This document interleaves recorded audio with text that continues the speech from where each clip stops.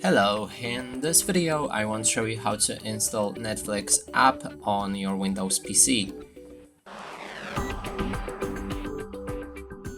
And to do this, we'll need to search for the Microsoft Store. You can click on this toolbar right here, find Microsoft Store.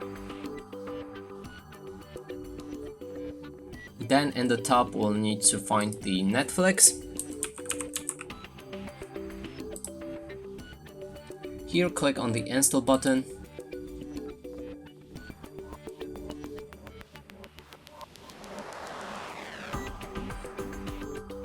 When it's finished, we'll be able to open this app, and now only thing left to do is to log into our account and begin using it.